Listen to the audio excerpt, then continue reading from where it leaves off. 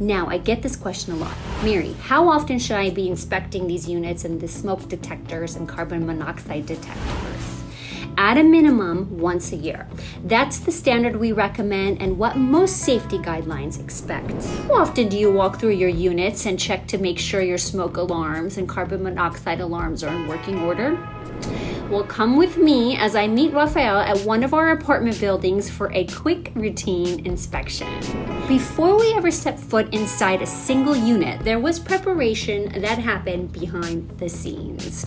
First things first, every tenant received a proper 24-hour notice of entry. The notice blocked off time and advised tenants to be home if they preferred. And if they weren't home, we were authorized to use management keys to access the unit and lock up securely afterwards.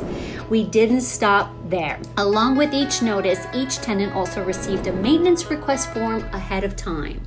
This gave them the opportunity to flag anything else they wanted us to look at: leaks, outlets, their doors, or any safety concerns before inspection day. And look, there's Rafael doing his thing. Hey, Rafael! This is how inspections should be done, landlords. Proper notice, clear communication, and a plan before anyone walks through the door. So, did all my tenants complete their tenant maintenance request form?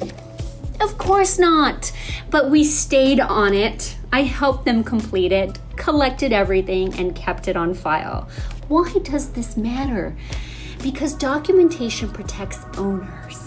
You never know which direction a tenant situation could go, but when inspections are done, concerns are addressed, and signatures are on file, you're covered.